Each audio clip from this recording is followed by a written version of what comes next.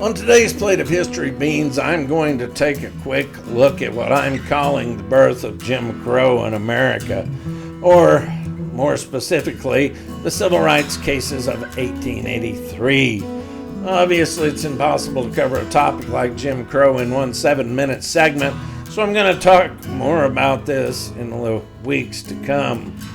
An hunting charm, Bucky Baylor is what I call a casual racist.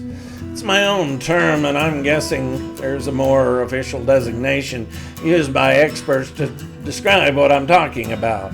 Some people, even nowadays, are racist as a sort of birthright. They aren't the kind of people to examine their own motives, and they come from a place where everyone around them has prejudices, and so racism comes naturally. I'm not saying this to justify their behavior. In an ideal world, at least in my opinion, we would all be looking for ways to be more tolerant. If you want to denigrate me, then I suppose you could say I'm woke.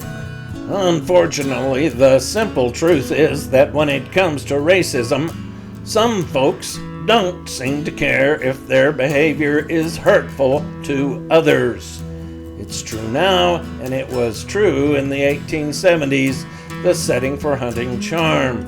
In Chapter 21 of Hunting Charm, Bucky Baylor kills Cynthia Johnson and her infant child and doesn't feel a shred of remorse. The term Jim Crow comes from an old song, Jump Jim Crow, written around 1830 by a white man who performed in blackface named T. Daddy Rice. T. Daddy, or Thomas Dartmouth Rice, made his living blackening his face in popular minstrel shows of the period, then doing, by today's reckoning, denigrating and hateful imitations of black people. By all reports, T. Daddy's show was highly successful. The term Jim Crow wouldn't gain its truly pernicious meaning, however, until the years following the Civil War, when the U.S. adopted 3 amendments to the Constitution. The 13th Amendment freed slaves. The 14th Amendment assured citizenship to anyone born in the U.S. and gave citizens, blacks included, equal protection under the law. I won't talk about body autonomy here, which is another part of the 14th Amendment. Not going to go there. And the 15th Amendment, which gave black men the right to vote. The 14th Amendment was bolstered considerably with the passage of the Civil Rights Act of 1875. The law basically said that businesses could not discriminate against anyone on the basis of race, which meant that restaurants, taverns, inns, mercantile stores, basically any business owner could not exclude someone from buying their goods or services because they were African American. Neither could blacks be denied access to public transportation or facilities like bathrooms or schools. Sounds reasonable nowadays, but at the time the law felt like a knife in the gut for the folks I was talking about earlier in this plate of history beans. Consequently, by 1883, there were multiple lawsuits where former slaves were excluded from restrooms, bathrooms, restaurants, etc. Lots of business owners, especially in the South, refused to comply with the Civil Rights Act of 1875. They just wouldn't do it and said, F you to anyone who tried to make them do it. In 1883, the Supreme Court compiled 5 legal challenges to these acts of discrimination in what is now called the Civil Rights Cases of 1883. Long story short, and without any legalese, the Supreme Court said they couldn't decide what individual business owners did with their businesses, and that Washington couldn't write municipal codes for states. In other words, business owners didn't have to let blacks into their nightclub or mercantile or tavern, and southern states, while they still had to give black people access to bathrooms and schools or public transportation, could make their own decisions about how those services were provided.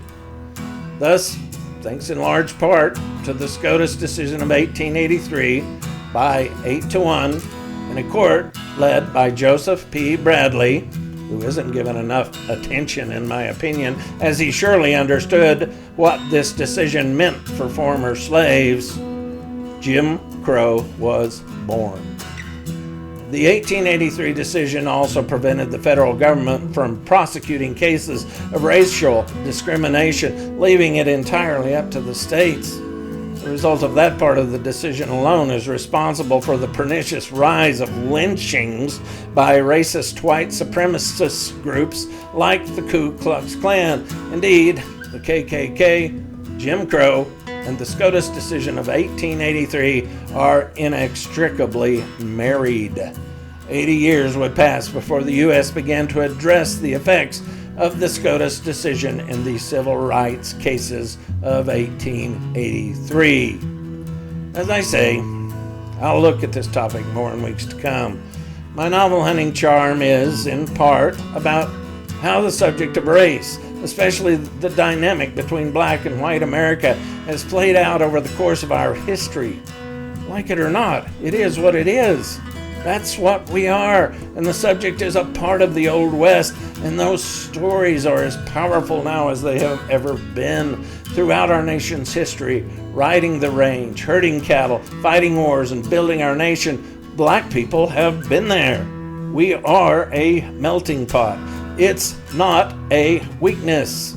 In my opinion, the mix of cultures and ideas that have come from that conflict, that tempering of our nation's steel, is what has made America great. We should cherish the notion of diversity. That's it for today's Plate of History Beans. As always, if you like my content, hit the like and subscribe button. I would be truly grateful. In addition, if you're following my book, check out my author's page on Amazon. I'll have a link below. If you want to know more about Jim Crow and the civil rights cases of 1883, I'll have a couple of links for that as well. Hope to see you again next week on the Contemporary Old West with B.F. Miles. Now it's time for Chapter 21 of Hunting Charm, An Unlikely Story. Chapter 21, An Unlikely Story. Bucky didn't say anything to Bart about the individual he had seen standing near the stream. On the one hand, he wanted to return to Abilene, where he could enjoy a steak and beer at the saloon. He didn't mind inventing stories about their trek. Still, seeing the colored person there by the stream reminded him of an alternate possibility. What if he could return as a conquering hero? Wouldn't it be grand if they could ride into Abilene with real news? Wouldn't it be amazing if they found Mr. Tarwater's errant dove, and, even more magnificent, had taken revenge upon her kidnapper? The thought of it set Bucky's heart pounding. The third possibility, the actual truth of the matter, that Doreen had run off on her own, and that Cecil and his family were victims of that unfortunate decision, didn't enter his mind. When Bucky left camp, sorely taxing their last remaining mule, he rode up the hillside, leaving his injured brother snoring. When he reached the top of the rise, he saw a crude corral and a small house near a tall hackberry tree less than half a mile away. It took only a few minutes to reach the modest prairie dugout. Nearly 3 weeks after leaving Abilene, Bucky had found the home of Cecil and Cynthia Johnson. As he rode in, a woman working in her garden greeted him. "Hello, sir." Cynthia felt uneasy, but the lone rider, a fat man on a mule, didn't fit the description of the fearsome posse she had imagined. "How can we help you on this fine day?" "I'm looking for some folks named Johnson." "I should let you speak to my husband, though he ain't in right now. I'll be happy for you to water your animal. My husband should be back late this afternoon." "I can wait." Something about the woman angered Bucky. She seemed a bit too proud, a bit too willing to look a white man in the eye. It was then Bucky saw that the woman carried a new hoe. "That tiller you're handling looks familiar." Bucky saw the Stockyard Mercantile brand burned into the hoe's handle. "I reckon you got that tool at the Mercantile in Abilene. Did your husband bring that when he came back from selling his mules to Mr. Tarwater?" Cynthia felt an icy chill and fought the impulse to run. She sensed now that she had underestimated the fat man. To make matters worse, Cecil had left early to round up strays and might be miles away. This was the moment of reckoning she had feared. "Yes, sir. My husband, he bought this." "Your husband is Johnson, ain't that right?" "Yes, sir. Cecil Johnson." "Why'd you lie to me when I asked about folks named Johnson? Why didn't y'all just tell me you was Johnsons?" Bucky urged the mule into motion. A low wall of laid stone encompassed the entire garden, forcing him to circle around. Bucky saw only one entrance, a wooden gate on the opposite side. Cynthia dropped the hoe and ran. Bucky spurred the mule, but the animal, startled by the sudden jab, jumped, sending Bucky sliding backwards down its rump and onto the grass. A split second later, the mule kicked, rear hoofs connecting with Bucky's gut, knocking him momentarily breathless. Furious, the fat pin rider scrambled to his feet, wheezing and cursing. By the time he turned back toward the house, the woman had disappeared. Bucky kicked at the dirt, shouting at the mule. "Dang it, get back over here!" Bucky roared. The mule, naturally, refused to comply, so Bucky drew his pistol and fired twice at the insolent beast. His first shot missed, but the second found its mark, entering the mule's left haunch and causing the animal to kick, bray, then bolt behind a stone and sod barn connected to the corrals. Bucky stalked around the house. Turning the corner, he saw two small children, a boy and girl, running 50 yards away. "You best not run," he shouted, but the children didn't stop. Instead, they disappeared into a bank of oak brush lining a swampish slough filled with cattails and cane grass. A moment later, Bucky, cursing, turned a second corner just in time to see the woman emerging from the front door, a baby in her arms. She stopped, a look of terror in her eyes. "This is just my poor baby, sir.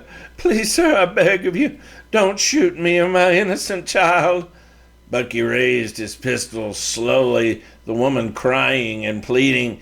He stepped forward, then, without a word, Bucky leveled the revolver and fired a single shot into the head of Cynthia Johnson. As Cynthia fell, Bucky moved forward, peering around the door and into the dugout. "No use hiding in there," he shouted, firing the pistol a second and third time. "Show yourself, Johnson!" Bucky stalked around the one-room home, but it quickly became clear the man he sought wasn't there. Infuriated, he stepped around Cynthia's body, cringing at the sound of the wailing child. Then, as he had the previous night when he tore limbs from the tree near their campsite, self-righteous anger swelled within him. In a rage, he destroyed the interior of the Johnsons' home, hurling food and other items from shelves, kicking furniture into a pile, then adding clothing and other wreckage to the heap. Near the wood stove, he found a bottle of kerosene and a box of lucifers. Pouring the fuel onto the debris, Bucky struck a match and tossed it. Flames instantly filled the room. Bucky, choking and cursing, dragged Cynthia's body, still clutching her wailing son, into the blazing pyre. Then, gasping and reeling, he stumbled from the Johnsons' home, crossed the yard where he collapsed into Cecil's chair beneath the hackberry. For nearly 10 minutes, as he regained his breath, Bucky Baylor watched the blaze gather strength. The small home, built entirely of wood and sod, sent a great cloud of black smoke into the sky. The wails of the child continued for longer than he might have expected, then ceased abruptly. Bucky realized that the mule farmer, Johnson, might be working nearby and would almost certainly see the column of smoke. He needed to go. Several mules grazed in an adjacent pasture. Alongside the rock shed stood a wagon. Moving purposefully, he entered the shed where he found a lariat and a set of mule traces. Using a bed of oats to lure 2 of the mules, he hitched a team. The presence of the mules and wagon seemed almost like providence, God telling him he had done right by killing the insolent woman. As an afterthought before leaving, he searched the shed. He would need fodder for the mules on the trail. As he bent to lift a burlap bag, he spotted an off-white lady's chemise beneath the bunk. He gathered the rag. He had forgotten why they had come, but again, Providence had reminded him. He checked the harnesses on the wagon a second time, and with a slap of reins pulled away from the Johnson ranch. Black smoke blanketed the area now. People from miles away would know something was burning. He wondered how an entire family could live in such a pitiful structure. Almost before he knew what was happening, Bucky was back at camp. "Where'd you get the wagon?" Bart had a fire going, water boiling, beans cooking. "You got to help me load this stuff. I just got these beans started. Brother, we got to go." "What the hell, Bucky?" "Get up and help me load our things." All right, I'm helping. But thanks to you, I ain't got but one good arm." They left the shaded grove, traveling east. Bucky hoped to avoid a confrontation with Johnson or whoever might appear in response to the great cloud of smoke that filled the skies to their north. The mules worked well together, and by noon the cloud of smoke was no longer visible on the horizon. Meanwhile, Bart napped in the back of the wagon. He woke occasionally to complain about his arm and the lack of bacon as they traveled through the afternoon and into the night. After 3 days, Bart's arm began to stink, though he complained less. There was a good deal of moaning, wheezing, and nodding as Bucky drilled him on details of what had happened at the Johnson ranch. They decided it would be best to pretend Bart had been wounded in battle versus the devious mule rancher Cecil Johnson. For all Bart knew, most of the details of his brother's encounter with Johnson were true. Bucky never mentioned that Johnson himself had never appeared. He also made no mention, at first, of how he burned the Johnson house and murdered Cynthia and her infant child. Bart, for his part, just tried to memorize the story. To hear Bucky tell it, the battle with Cecil Johnson had been of epic proportions. The fact that Bucky planned to include him in the glory seemed generous. Still, Bart didn't like everything about Bucky's story. He wasn't sure how he felt about the claim that Johnson, and not Bucky, had been the one who shot him in the arm. What would people think if a colored man had gotten the best of him? They spent the better part of a day arguing before Bart reluctantly agreed to adopt Bucky's explanation. By the 4th day out, a clearly delineated streak of puffy red skin had expanded from Bart's wrist to his elbow. When they arrived in Abilene, 6 days after leaving Johnson's ranch, the mules, nearly dead from exhaustion, Bart's fingertips had turned black, and the arm smelled like rotting cowhide. Bucky drove directly to the doctor's office. Word of the twins' return traveled fast, and within minutes, Theo Tarwater appeared. Despite Bart's dire condition, the stockyard owner demanded Bucky recount the details of their trip. Bucky was happy to comply and launched into his fictional tale of how Johnson had escaped, but his wife, angry about her husband's infidelity, had confessed everything. According to Bucky, Doreen had endured brutal torture, rape, and eventually death. Ruth Tarwater, who arrived soon after her husband, sobbed at the news, and Theo, enraged, vowed to find the foul nigger Johnson and flay him skinless with a whip. Bart, meanwhile, had grown nearly delirious with fever. When the doctor examined the wound, Bucky elaborated upon the story of how Bart had been shot. "Johnson is a wily devil. He leapt from behind a rock wall and shot my dear brother before he knew what was happening.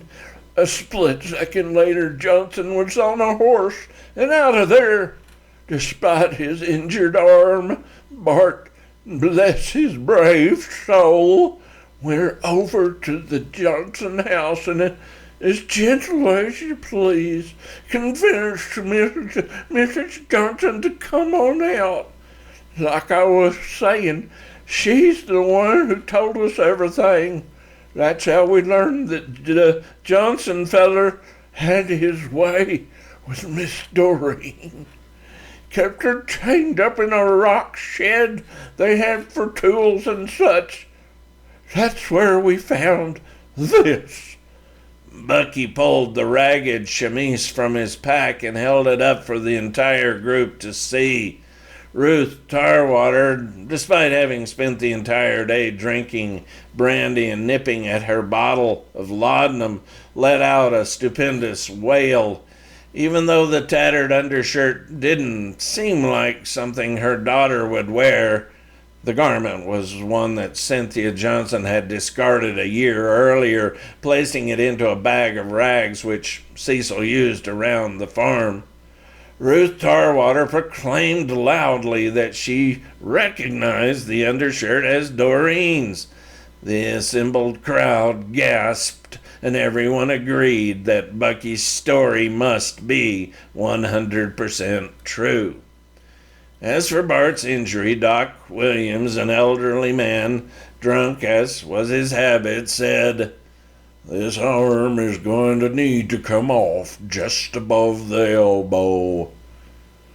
"You can't just pour some whiskey on it and kinder disinfect it like?" Bart asked. He had suspected already that the arm might be useless. Even so, hearing the doctor's prognosis came as a bit of a blow. "No, leaving the arm will kill you for sure." With the help of 4 men, including a stranger who happened to be at the doctor's office with an aching gut, they managed to contain Bart long enough to saw the arm off. Unfortunately, Dr. Williams miscalculated, and a week later they repeated the process, removing the rest of the arm to the shoulder. The first procedure left Bart weak and listless. The second placed him firmly at death's door. During that time, Matt Grayson arrived. Bucky met with the famed investigator from the Brant and Matt detective stories. Even though Bucky and Bart had spent hours going over their story on the return trip from Oklahoma, Bucky, who had further embellished his story in the ensuing days, felt something akin to panic under Matt's friendly gaze. "Just tell me what happened," Matt said. "Well, sir, we rode up to the farm. Right away we found Mrs. Doreen's chemise. As you know, Doreen's mother has verified the garment belonged to her daughter. At any rate, the undershirt was in a shed Johnson used to store his implements. Where was Johnson? Well, he wasn't there right at first. He came up sudden like a bit later. Of course, by that time, we already found Miss Doreen's, her remains, such as they were. I see. You say Johnson had simply left the body out behind the implement shed? She was half eaten by coyotes. There wasn't any way we could possibly bring her back. Just a few half-eaten bones, some blonde hair, rags, and such. We recognized the hair. A pitiful sight. Bucky shivered slightly. A touch of realism he felt added greatly to the veracity of his tale. We found a spot on a bluff overlooking a peaceful garden-like bit of the lowlands to bury what was left of her. Right pretty spot. I even spent a half day carving out a wooden signpost, despite poor Bart's arm, just so folks would know there remained the remains of Miss Doreen. Her father said she took some jewelry along. You didn't find the jewelry, just the chemise? Well, sir, we didn't find any jewelry or none of her clothes except that undershirt. I reckon Johnson took the jewelry and that his wife took Doreen's clothes. Was Mrs. Johnson about the same size as Doreen? Well, sir, I reckon so. A mite bit taller, I reckon. And she was a bit more stout, Mrs. Johnson, that is. As you may have heard, Miss Doreen had a youthful figure. Mrs. Johnson had 3 young'uns as far as we could tell. I see. Now, you said Cecil Johnson returned at some point. Where was Mrs. Johnson during that time? Well, at first she took off streaking and hid off in the house, screaming how she had a shotgun and we best not get anywhere nearby. Of course, Bucky and I weren't interested in getting ourselves shot, so we stayed clear. We figured on looking around, then if need be, fighting our way in. Of course, we ain't no gunslingers, so we weren't keen on that idea. I don't want to make it seem like we was braver than we were. Like I said, that colored gal was stout. I don't think she could wrestle both of us, but she could take on one of us, I'm telling you. This was before your brother Bart talked her out and told you how her husband abused Miss Starwater? Yes, sir. You said there were children. What happened to them? Well, sir, I saw 2 of them run off into the switchgrass the minute we rode up. Now, the woman had a baby. We could hear it wailing in the house. I reckon that's why she holed up in there. Thing is, we ain't the type to hurt a woman, not even a colored woman. They knew right away while you were there? Well, I reckon they don't see many white folks in those parts. Don't know exactly how to explain it, but yes, sir, I do think they knew why we was there when we rode up. Tell me about what happened when Johnson returned. Well, sir, we were out near the shed. Bart was broke up over Miss Doreen. Anyway, the feller Johnson come up sudden like, guns blazing. And that's when your brother was shot. He slipped up on us. Bart ain't no fool, but yes, sir, that's when he took the bullet that would take his arm. God bless him. So what happened next? Well, now, keep in mind it was happening fast. Johnson slipped up and bullets was coming at us right and left. Yes, sir, it ain't no exaggeration to say there was a hail of bullets, and that's when Bart was hit. I reckon Johnson could be dead by now, 'cause we was firing too, though I ain't sure we hit him. Anyway, after firing off, had to be 50, hell, maybe 100 rounds. Johnson is a former soldier, you know. He run off, leaving just Mrs. Johnson in the house. Like I said, Bucky and me ain't gunmen, but Bart, shot in the arm and suffering pretty near what might be called agony, bless his heart, heard that baby wailing and had to help. Thank you, Jesus.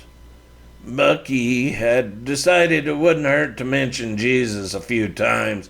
Religion, he knew from experience, added veracity to even the most brazen lies. So, what happened next? Well, there was a good deal of weeping and gnashing of teeth for Mrs. Johnson, and she calmed some under Bart's tender ministrations. He calmed her just as a shepherd calms a lamb. Brings a tear to my eye to think of it. Bucky, inspired by his own false narrative, had worked himself into an emotional state and began to sniffle. It was a performance he felt certain must be convincing. That's when we learned about how Johnson had been mistreating Miss Doreen and his wife. Terrible business, just heartbreaking. Poor woman cursed Johnson for fooling around with Doreen. Just hellish, hellish. Bucky pulled his handkerchief and honked loudly into the square of white linen. He then added a couple of hellishes and terrible businesses for good measure, followed by a bless my sweet brother's dear heart. I see. Matt, now convinced Bucky was lying about the shooting, did his best to sound sincere. Yes, sir. So, tell me exactly what Mrs. Johnson said. Well, she was kind of delirious. It doesn't have to be exact. Maybe you could just give me a couple of specific details. Bucky paused. The handsome cowboy's persistence was becoming troublesome. How many details would he be forced to extemporize upon before the man moved on to something less taxing? Okay, well, to be honest, I couldn't follow most of what she said, and her baby was howling. Poor woman probably suffered near as much as Miss Doreen. So you don't recall anything she said? Well, now, what does this have to do with anything? I'm curious about any details she might have expressed concerning Johnson's motivation for taking Miss Tarwater in the first place. Yes, sir, I can see how that. Well, now, I reckon Johnson was suffering from pure lustfulness. Mrs. Johnson, bless her soul, just talked about how her husband molested Miss Doreen and how he killed her. Tortured her is more like it, and I tell you, that woman was hysterical to have a fit. Well, you know how them folks can carry on, just hollering and shouting profanities and taking the Lord's name in vain. How did you manage to find the Johnson farm? Bucky stopped for a moment. The handsome cowboy had switched gears on him suddenly. He had been working up a narrative about what Johnson said, and now the investigator had gone off on to how did they get there. Well, Did you get information from other sources? Did you get there by luck? There had been no discussion between the brothers regarding the events leading up to their arrival at the Johnson homestead. Bucky felt his heart racing now. He hadn't expected the questioning process would be so taxing. Almost before he could help himself, he launched into the actual truth. Well, I reckon we got ourselves lost. We were 3 or 4 days' ride to the west of the Johnson place before we got ourselves turned back around. Of course, it took a mite longer to travel back to the east because we were rolling cross country in some rough terrain. Weren't many roads in those parts, hard driving for a wagon and 2 mules. I thought you had 4 mules. Well, no, yes, sir. Thing is, we met up with a bunch of Indians, took 2 of the mules and our bacon. So these Indians, they just took your mules and the bacon for no reason? Well, now, see, that was that Quanah Parker feller, and he's about as bloodthirsty as they come. Thing is, they knew of Johnson, helped us find our bearing, truth be told. But they didn't harm you? They said since we weren't hunting buffalo, we was lucky. Had we been hunting buffalo, ain't no telling what they might have done. And they gave you directions to travel east? They said Johnson was to the east, though at first we weren't so sure. Was by pure tracking skill we managed to find the place, as it turned out. Was there some other clue you followed? You say your tracking skill helped? Pure cunning, truth be told. What happened exactly? Well, now it ain't easy to explain. Instinct was most of us. Bart ain't as dumb as he seems, so you can't tell so much by talking with him. He's smarter as a whip when it comes to tracking skills and such. Okay. What happened to the wagon? Now, why the hell do you need to know that? I'm just trying to get an idea of the timeline. You returned in a different wagon, isn't that right? Well, now, on the wagon. Well, lost it on the trail. We were lucky that Johnson feller had a wagon, given Bart's injury. Johnson raises mules, though it took a good bit of training to get the team of his working. Johnson was not good at his job, as you might expect from a colored man. Tell me how you lost the original wagon, the one you left Abilene with. Well, now, I still don't know why in hell you need to know that. I'm just trying to piece things together. Matt spoke the words professionally, but looked up just the same, giving the fat cowboy a knowing smile. I don't really expect to use the information, but Mr. Tarwater needs to feel he's getting his money's worth. You know what I'm saying? Oh, yeah, I get it. Bucky smiled in return. Despite the difficulty of the questioning, Bucky still felt charmed by the young detective's easy demeanor. Well, sir, we were traveling cross country and we come to this ravine. It wasn't the first washed out creek bed we come to, but this one had some steep sides. We were coming down the embankment when one of the mules come up lame. I thought you said you rode the mules to the Johnson place. Now you're saying one of the animals came up lame? Well, no, I mean, Bucky stopped for a long moment, gathering his thoughts. I mean, I ain't saying he come up lame exactly. He come up limping, and we thought he might be lame. Anyway, with the animal limping, he wasn't lame, mind you, though we didn't know that at the time what with him limping and such. At any rate, we figured we couldn't get the wagon up the other side of the ravine with just the one remaining mule, so we had to get on from there. We gathered our things, such as we could carry, and loaded up the mules, or rather the one good mule.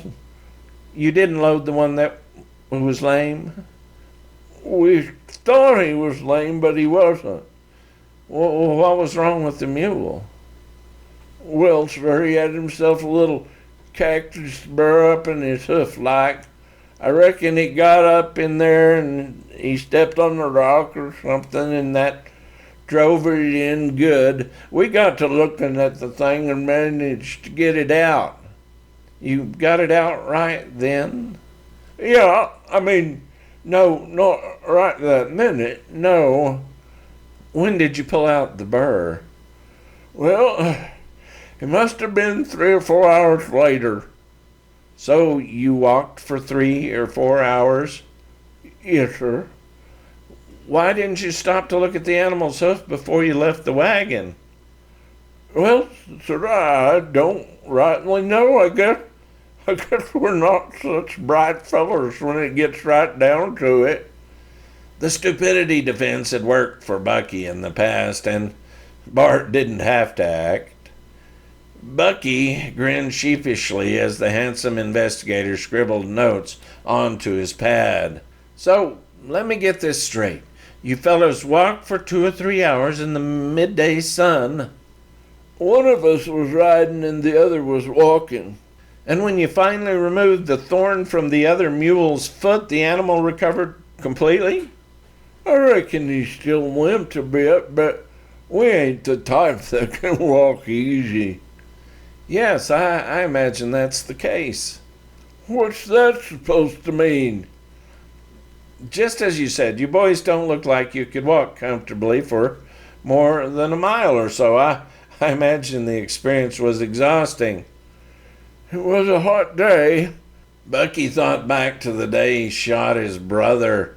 Winching the wagon up the side of that steep ravine had seemed like a sensible plan. He could remember the wagon wheel coming off and the mule's horrific screams when the taut rope pinned the animal to the tree. He could also recall Bart with his knife preparing to cut through the rope and the gunshot. Now that Bart lay sick in the bed at the doctor's house, teetering between life and death, the memory troubled him. A man in his condition often dies, the doc had said. If he lasts through the week, he might live. The handsome young feller questioning him had also spoken to Bart. The detective had insisted on questioning his brother without him being there. Had the cowboy detective asked these same questions?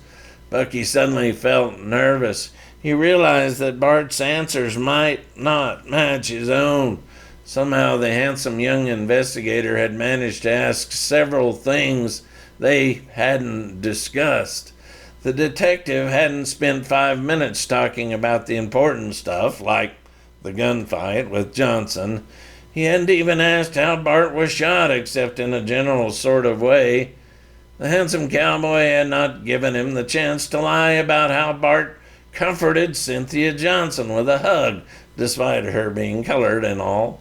Nor had Bucky been given the chance to expand upon the ways Cynthia Johnson had cursed her no-count husband. Seems to me he wasn't too interested in the facts of the thing, Bucky said later at Bart's bedside. You ain't gotta worry about me letting on that you killed that woman and her baby, Bart said. Bucky had initially said nothing about killing Cynthia Johnson and her infant child, but the information had slipped out on the trail. Hush, Bart. You can't even say it in here. What if the doc is listening? I don't feel right, Bucky. I know, little brother. I've seen a messenger from God. You what? Seen God's messenger. Bucky observed his brother there in the bed. His eyes seemed clear for once, something he hadn't seen in days. He told me I was gonna die. Damn it, Bart, you always get to complaining about this and that. You ain't gonna die. No, it's okay. Brother, you ain't gonna die. The messenger said we need to fess up and ask forgiveness. He said you need to be truthful. Unless you want to suffer for eternity, you must confess, then devote the rest of your days to the Lord. What the hell are you talking about? What do I need to be forgiven for? for killing that poor woman and her child. He also told me that Miss Doreen ain't dead." Bucky thought about the words for a moment, their meaning sinking in. What if Doreen was living? "It was just a stupid dream," he said. "No, brother, the messenger is sitting right there." Bucky pointed to a spot just above the doorway. "Brother, you are far gone. You need to ask forgiveness for your sins. Turn your life over to Jesus. Brother, don't lecture me. Pray with me, Bucky." "Oh, for God's sake, I ain't gonna pray with you." Bart turned his eyes again to the spot above the door, gazing steadily at the ceiling. "I ask forgiveness for my part in the thing. Did it work?" Bart smiled, still gazing steadily at the spot. "Well, the messenger said I probably needed to tell things straight, but then he said God was sometime understanding considering the circumstances, me dying and me not being the one that did the killing and all. Sounds right comforting, but Bart, we discussed this. You can't let on I killed that woman." Bart reached out and grasped hold of Bucky's hand. "What are you doing?" Bucky protested. "Hush now." Bart began to pray. "Lord, please forgive my brother. We rode off just doing what we figured was right. We ain't never been taught that killing colored folks ain't right. I ask you to make my brother see the dark deed he done. I ask you to reveal to his heart the evil he done. Amen." An odd chill passed through Bucky as he realized that his brother might die. He could see Bart's pale, sweating face and could smell the rotting flesh from his stub of a shoulder. "You figure that heavenly messenger's gonna forgive me? I mean, is he gonna forgive me even if I don't tell folks I killed that woman and her baby?" "No, brother, he was clear as day on it. You got to tell folks you killed that woman, and you need to tell folks that we didn't find nothing of Miss Doreen." "We found that dang undershirt. Mrs. Tarwater says it was Doreen." "Yes, sir, there is that." Bart looked confused. "Still, you can't kill no woman and baby and expect to get into heaven." Bucky nodded, then sat back, still holding his brother's hand, no longer wanting to hear more about God's messenger. Later that evening, he saw the sheriff at the saloon, but said nothing about killing Cynthia Johnson.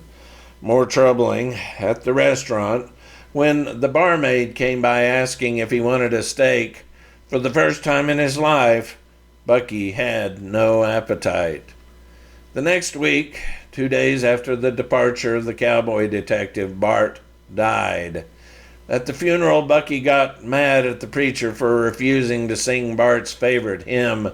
The outburst startled the sparse gathering, but the attendees, a handful of men from the stockyard, figured Bucky had a right to misbehave. The mountain of a man, always quick with a joke, was only asking for the preacher to sing a hymn. A week after the funeral, Bucky, with the last pair of his father's mules and a dilapidated wagon he bought for $5, left town. He had $47 in cash, an old shotgun, 2 water bags, a 50-pound bag of pinto beans left over from the original search for Doreen, and a good amount of deer jerky he took from his father's smokehouse.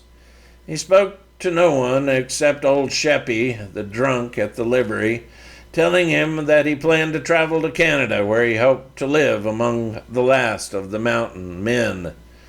He would eventually take his brother's advice and confess that he killed Cynthia Johnson and her infant child, but the confession would only come 12 years later, as he lay dying of gout and heart disease in a remote town in Northern California at the age of 36. Bucky's confessor, an elderly man who occupied the same tumble-down prospector's shack, told him that God could forgive most anything if a man felt sincerely penitent in his heart. It's probable that Bucky did feel sincere when he said his sin had been most pernicious and dire. By that time he had suffered greatly from memories of his murder of Cynthia Johnson, and during his final hours of delirium he persistently begged the old man to rescue a wailing child burning in the next room.